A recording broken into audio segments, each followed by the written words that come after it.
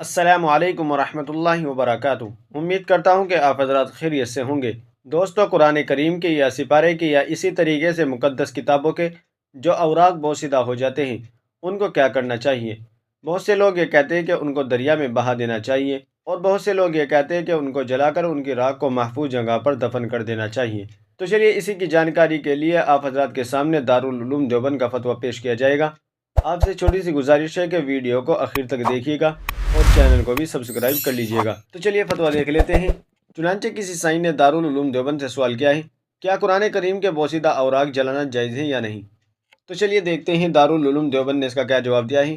اس کا جواب آپ اپنی اسکرین پر بھی دیکھ سکتے ہیں۔ بسم اللہ الرحمن الرحیم۔ اگر قرآن شریف کے اوراق بوسیدہ ہو جائے تو ان کو کسی کپڑے میں لپیٹ کر دفن کر دینا افضل ہے۔ اسی طرح انہیں لپیٹ کر بہتے پانی میں بھی ڈالنے کی گنجائش ہے، البتہ جب تک ان اوراق پر حروف باقی ہو جلانا نہیں چاہیے۔ امام محمد نے جلانے کو منع کیا ہے۔ واللہ تعالی علم۔ دارالفتہ دارالعلوم دیوبند۔